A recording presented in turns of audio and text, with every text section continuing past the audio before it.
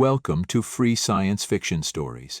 Today's story is Rods from God, Screams from Hell, gripping sci-fi thriller of war, survival, and alien horror. Rods from God, screams from hell. The barricade stretched for miles, a jagged wall of scorched concrete and layered steel plating, welded together from the bones of the city it was meant to protect. A last stand, a silent challenge. Beyond it lay the dead sector, a wasteland of collapsed buildings and twisted steel, where the remains of skyscrapers jutted from the ground, their glass facades long shattered, their skeletal interiors swallowed by the spreading sinkholes. Nothing there was human anymore. Sergeant Cade leaned against the firing slit, helmet resting on the warm metal of his rifle, watching the ruins beyond. The Whistlers were still moving out there. They were always moving. He could see them, crawling through the wreckage like carrion feeders, tearing apart the remnants of human architecture, stripping metal, glass, and concrete with surgical efficiency. The structures they left behind, if they could even be called that, were something else entirely. A grotesque fusion of organic and mechanical, seamless connections between living chitin and human infrastructure. His fingers flexed on his weapon. The instinct to fire was always there, but orders were orders, and no one was stupid enough to break the silence. Not yet. To his right, Jansen lay flat against the sandbags, rifle scope scanning the ruins. "See anything new?" Cade asked. Jansen exhaled through his nose. "Nothing that makes sense." Cade turned back to the ruins. It was the sinkhole that made his stomach tighten. It was massive, easily a quarter-mile wide, its edges lined with the remains of fallen buildings, their lower floors swallowed into darkness. The air shimmered above it, a constant heat haze, though no fires burned. A trick of atmospheric pressure, maybe, or something worse. At the center of it, half buried in the depths, was the thing. They had been watching it grow for days. At first, it had just been a mass, a collection of writhing, pulsing Whistler biomass, fused into the skeletal remains of an old corporate tower. But it had been building, growing, shaping itself into something massive, something incomprehensible. Cade had watched it shift and pulse, biomechanical tendrils unfurling like nervous fingers, wrapping around steel beams and dragging them into place.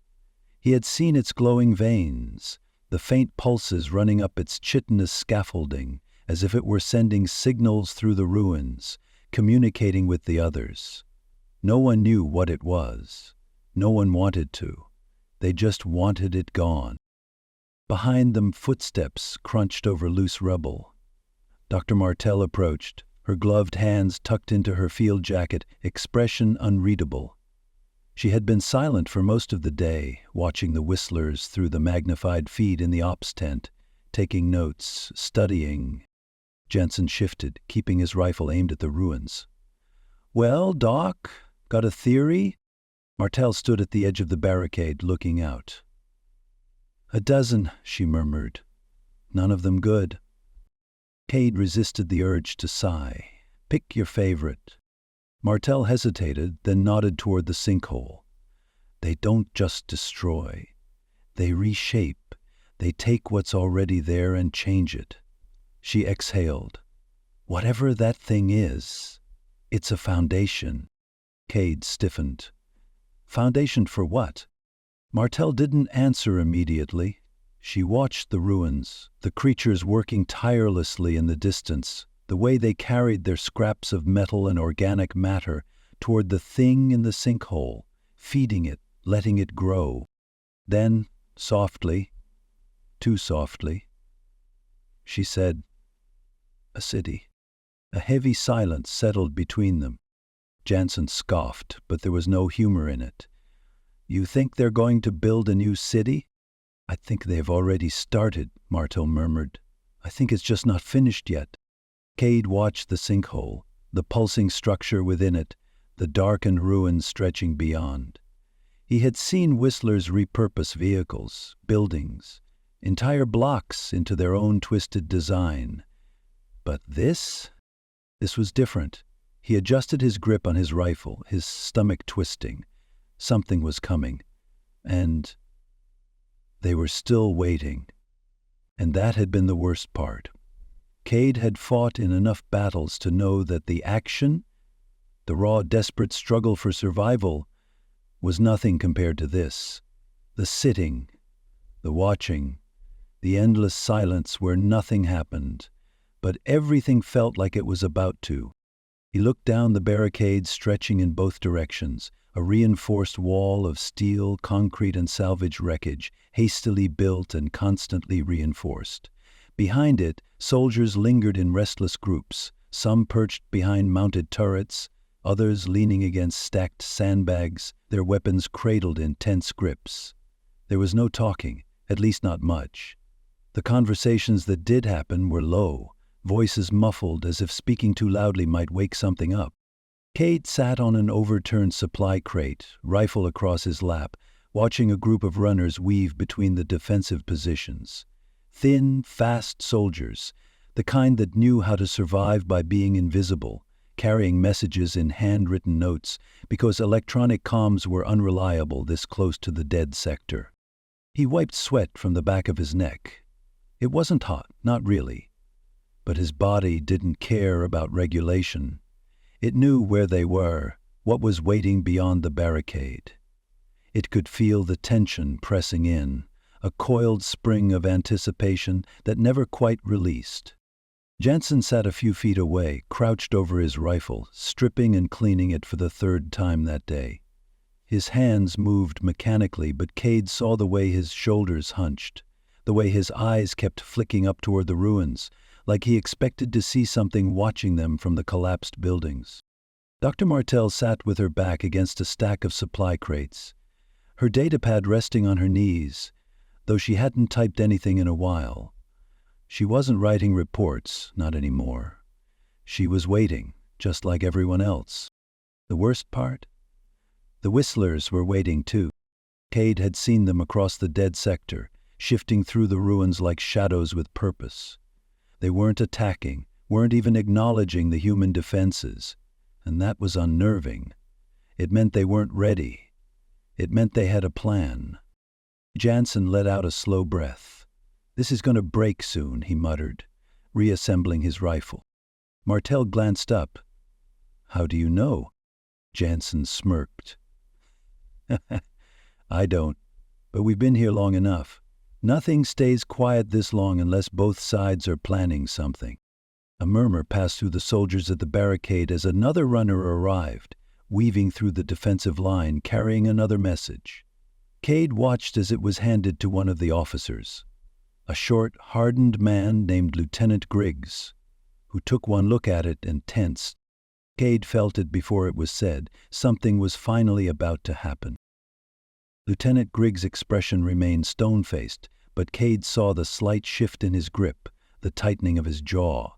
The lieutenant folded the paper neatly and tucked it into his pocket before turning to the nearest sergeant.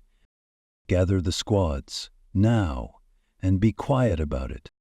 A ripple passed through the soldiers at the barricade. Those resting sat up straighter. Those eating or drinking put down their rations. No one spoke. No one needed to. Cade exchanged a glance with Jansen before standing, stretching the stiffness from his legs. Martell rose as well, tucking her datapad into her pack, her usual clinical detachment taut with anticipation. A few minutes later, 36 soldiers stood in a loose semicircle, boots kicking up small clouds of dust as they shifted their weight, waiting. The city beyond the barricades loomed like a graveyard, silent and still, the massive sinkhole pulsing faintly in the distance. Lieutenant Griggs cleared his throat and spoke evenly, but his voice carried the weight of something inevitable. "Orders just came down. We're going in." No one reacted, not outwardly. No one was surprised. But the stillness that followed wasn't shock. It was the kind of silence that came when a thing that had only existed as an idea finally became real. Griggs continued, his tone clipped. "Phase 1 begins with an orbital bombardment. We have confirmed authorization for a full kinetic strike. The Eclipse Dawn battle group will be giving the Whistlers over there a little present. Rods from God. He let that hang in the air for a moment. Cade felt his stomach tighten. Kinetic strikes. Tungsten rods, each the size of a telephone pole, fired from orbit at hypersonic speeds. No explosives. No radiation. Just pure, unrelenting mass. Hitting with the force of a large conventional bomb. Griggs went on. The bombardment will target Whistler concentrations throughout the ruins. When the rods hit, artillery will open up, leveling the sector. He took a measured breath. Phase 2, we advance. Squads will breach and clear remaining structures, sweep for survivors, and push toward the sinkhole. Primary objective, collapse their underground network. Whatever they're building, we make sure it dies with them. Jensen exhaled slowly, shaking his head. We're bringing the whole place down. Griggs ignored him. Final orders, do not, under any circumstances, make visible preparations. His gaze swept over the assembled soldiers, eyes hard. We act normal. No weapons checks. No repositioning. No sign that we know what's coming. Understood? A murmur of agreement passed through the squad. Griggs gave a slow nod. Now we wait. And with that he walked away, leaving the soldiers standing there, processing what they had just been told. Cade sat back down, his boots pressing into the dirt, his rifle laid across his lap. He stared out at the ruins, at the sinkhole, at the thing growing at its center. It continued its work, undisturbed, oblivious to what was about to happen. Jansen sat beside him, running a hand down his face. You ever seen one of these strikes? Cade shook his head. Jansen exhaled through his nose. I have. You don't want to be standing too close when they hit. Martel had moved a few feet away, arms crossed, her expression unreadable as she watched the ruins beyond the barricade. She wasn't looking at the city. She was looking at the Whistlers. They know, she murmured. Cade frowned. What? Martel gestured toward the alien-infested ruins, at the Whistlers moving through the wreckage with purpose. They're working faster now. Look at them. Cade did. She was right. The Whistlers weren't just dismantling buildings anymore.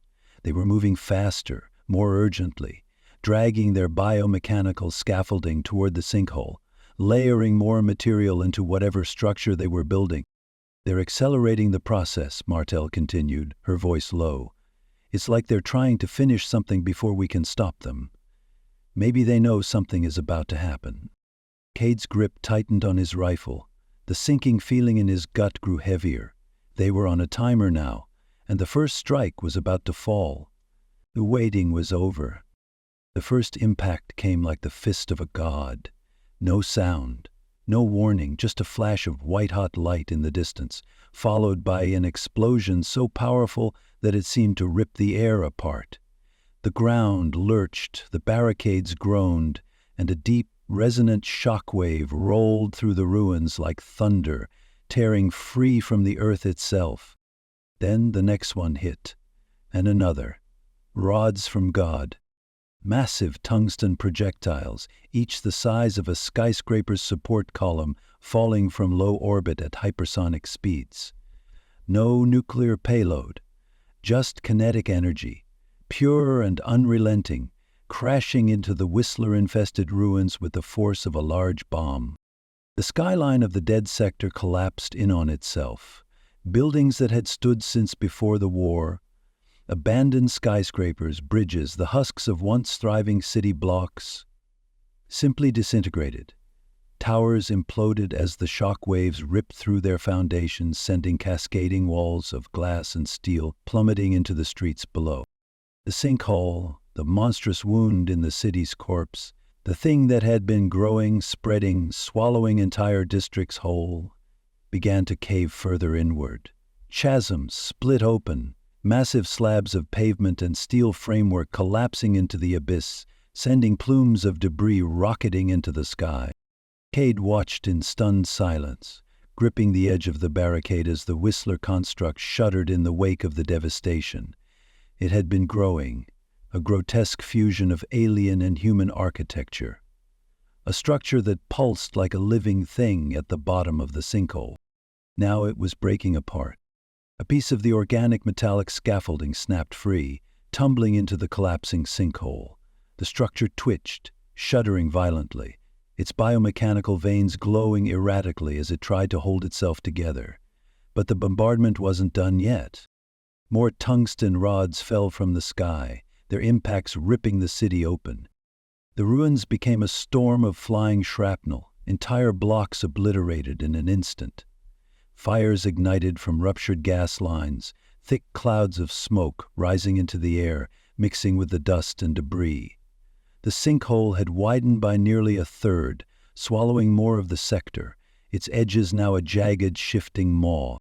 Yet the structure still stood. Cade's breath hitched as he saw it. Battered, broken, but still standing. It had lost parts of its outer layers, its surface riddled with fractures and exposed sinew-like cables, but it wasn't gone. It was holding on, resisting like a dying beast refusing to go down. And then came the artillery. The first high-explosive shells screamed over the barricades, streaking toward the battered ruins. The roar of impact followed seconds later, fire and concussive force, tearing through the remnants of the Whistler defenses.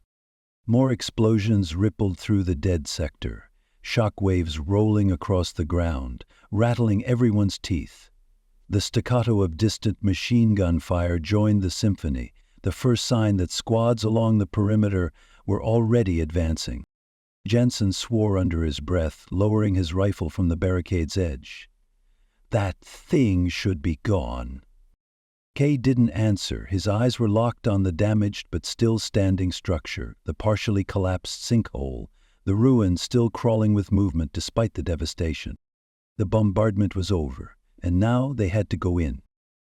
The dust still hung thick in the air, turning the ruined city into a half-formed nightmare of shifting shadows and broken silhouettes. The bombardment had done its work well, or at least as well as it could. What had once been towering skyscrapers were now twisted husks of rebar and concrete, jagged edges clawing toward the sky like shattered bones. Fires smoldered in the distance, their orange glow barely visible through the haze. The earth still trembled, as if the city itself was trying to decide whether to collapse completely.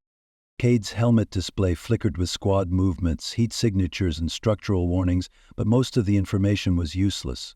The terrain had changed too much too quickly, and their maps were already outdated. The whine of a klaxon signaled the first wave of squads moving forward. Then came the order. Move in. Cade vaulted over the barricade, boots hitting the rubble-strewn pavement with a dull crunch. The weight of his armor settled against his back, his rifle snug in his grip, the familiar tension of combat pressing into his gut. Behind him, his squad followed. Martel moved with the forward team, her jump armor ready to take to the air if needed. Jansen took position on a collapsed overpass, the barrel of his sniper rifle sweeping across the ruins, searching for movement. His voice crackled through the comms. "Nothing yet, but they are here." They didn't have to wait long. The first Whistler attack came in a blur of chitin and motion, bursting from a collapsed subway entrance. The thing moved on all threes, its spider-like limbs a blur of motion, its eyes, too many eyes, locking onto the nearest soldier before it lunged. Gunfire ripped through the air. The creature staggered but didn't fall, its exoskeleton absorbing most of the incoming rounds. It jumped, claws outstretched, only to be blown apart mid-air by a precise shot from Jansen's rifle. Then the others came. From the ruins, from the shadows, from beneath the wreckage of fallen buildings, Whistlers poured into the streets, moving in unpredictable patterns, flanking squads before vanishing into the rubble again. Cade moved forward, rifle raised, tracking a streak of movement along the upper levels of a shattered office building. He fired short, controlled bursts, and something screeched as it toppled backward into the dust. Martel knelt beside a fresh Whistler corpse, her hands already working, peeling back the creature's fractured carapace. Her voice came through the comms, steady despite the chaos. Cade moved up to her position, covering her as she worked. The corpse was different. The plating was newer, freshly grown as if it had been recently reinforced. They adapted, Martel muttered, eyes narrowing. They were prepared for the bombardment. Cade scanned the ruins ahead. The battlefield was shifting. The enemy wasn't fighting like before. They were keeping them moving, keeping them pushing forward, drawing them deeper into the ruins. The Whistlers weren't retreating. They were drawing them in. Smoke coiled through the streets, curling between the skeletal remains of buildings, refusing to dissipate. The ground was a maze of shattered pavement and twisted rebar, a battlefield that had been rebuilt in fire and ruin. The air was thick with the acrid stench of burning metal, the charred scent of something worse beneath it. Cade moved through the wreckage with measured steps, his rifle raised, his finger tense against the trigger. Every corner was a potential kill zone, every doorway a potential ambush. The Whistlers weren't just attacking anymore, they were waiting. Orders came down to slow the advance, to prevent the likelihood of ambush. The squad advanced in staggered formation, moving between the husks of collapsed structures, sweeping the ruins floor by floor. Shadows shifted in the crumbling buildings above them, silent figures moving in the dust, tracking their movements. Jansen's voice crackled through the comms, low and sharp. "Eyes up, they're everywhere." A second later, the Whistlers struck again. A blur of movement erupted from the second story of a shattered apartment complex. Chitin and muscle twisted as it launched itself forward, claws bared, teeth bared. Cade barely had time to fire before the thing collided with the nearest soldier, dragging him to the ground. The man screamed. Blood spattered the walls. The squad opened fire, bullets shredding through the air, hammering into the creature's armored hide. It took 5 shots, then 6, before it finally stopped moving, its body slumping over its victim. A medic rushed forward to see if anything could be done. Then another one came from behind. A flash of blackened exoskeleton, moving fast. It dodged the incoming fire, skittering along the debris-strewn pavement on 3 limbs. Cade turned, firing in bursts. The creature twitched violently as bullets found purchase, but it didn't stop. It lunged, closing the distance faster than it should have been able to. Then the ground beneath them trembled. Something massive was moving below. Martel's voice broke through the comms, urgent and breathless. "Seismic readings are coming in. There is significant movement down deep." The building to their left collapsed in on itself, throwing up a storm of dust and debris. Cade barely had time to move before a third Whistler tore through the wreckage, faster and heavier than the others. Cade didn't think. He moved. The thing was on him in a second, its limbs a blur of razor-sharp motion. He barely managed to sidestep. His rifle knocked from his hands as it lunged again, grasping, slashing, hunting. Cade hit the ground hard, his shoulders slamming into the pavement. Pain flared up his arm, but he ignored it. The Whistler reared back, its many-fingered hands twitching with anticipation. Cade reached for his sidearm, too slow. The Whistler struck. Jansen's shot hit it first. The sniper round punched through the side of its head, splintering its exoskeleton, sending it sprawling onto the ground. Cade gasped for breath, rolling onto his back, blinking against the swirling dust. Jansen's voice came through the comms, sharp but steady. "You're welcome." Cade sat up, grabbing his rifle, scanning the street around them. The Whistlers weren't attacking in full force, not yet. They were forcing the squad deeper into the ruins. Cade grit his teeth. "We need to reach the sinkhole, now."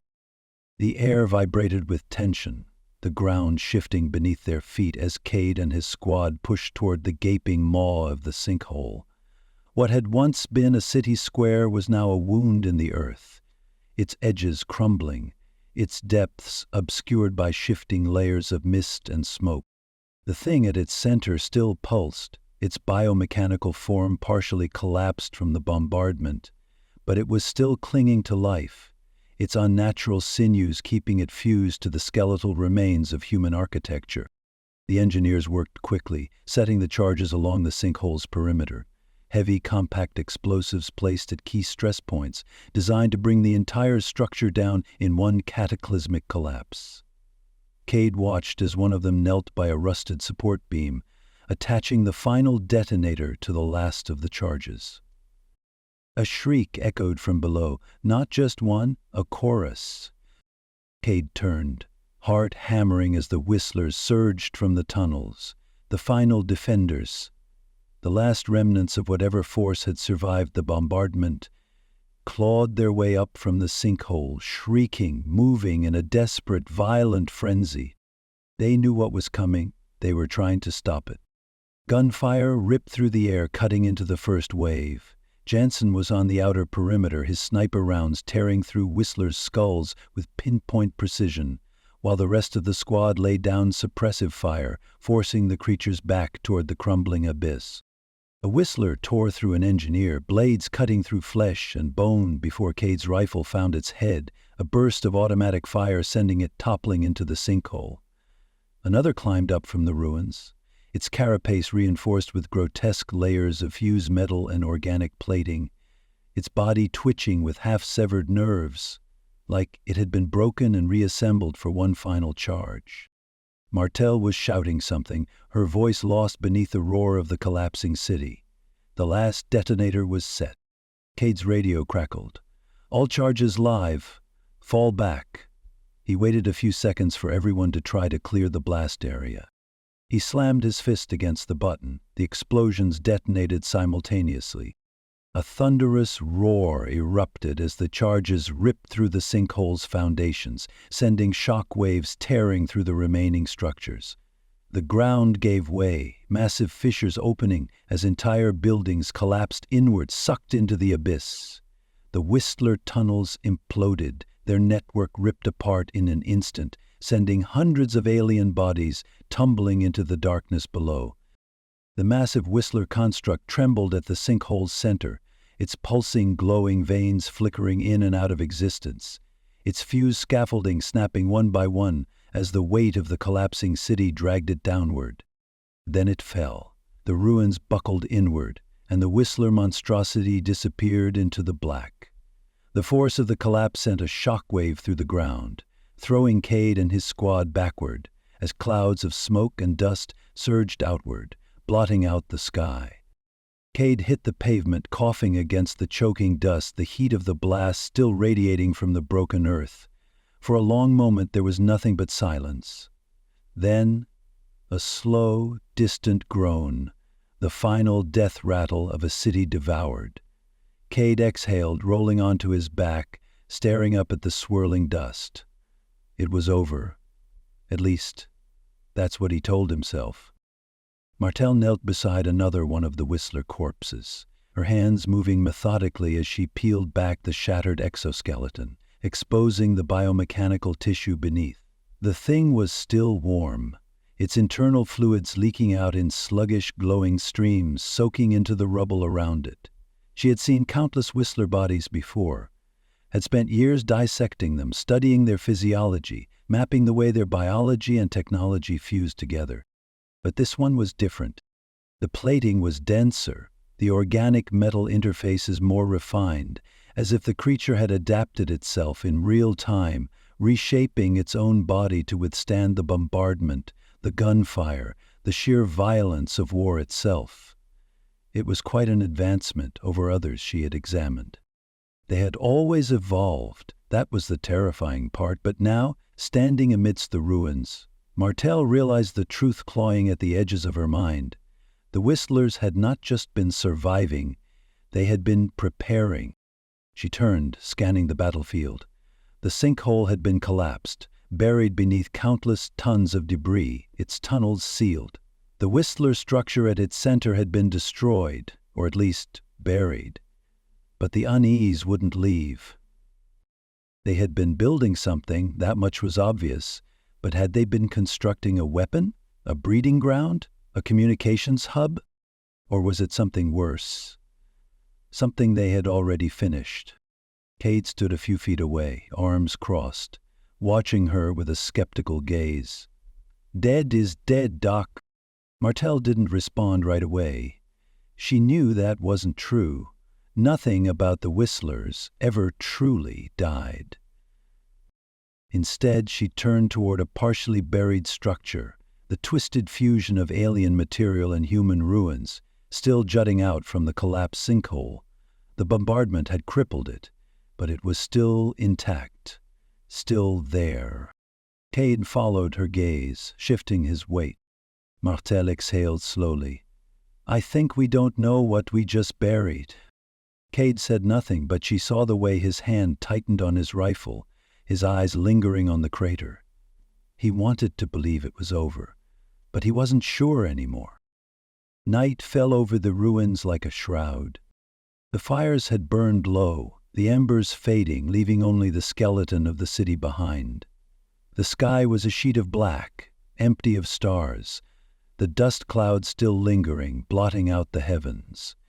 The only light came from the occasional flicker of a dying electrical circuit, a faint orange glow beneath the rubble, like the last vestiges of civilization still trying to exist in a world that had already moved on. Cade sat with his back against a broken slab of concrete, rifle resting across his knees. The silence was absolute. No gunfire, no distant screeches. No movement in the shadows. A profound quiet had returned to the front. Jansen sat a few feet away, staring into the darkness. He hadn't spoken much since the charges detonated. Martel was further back, near the command outpost, reviewing data. The battle was over. The Whistlers were buried beneath the rubble. And yet... Cade's fingers twitched. His gut wasn't right. Something in the air still felt wrong. He forced himself to ignore it. Fatigue, that was all. He was just waiting for something that wasn't going to come. Victory had come, but true rest was still far away. Enjoy this story? Subscribe to Free Science Fiction Stories for daily sci-fi adventures.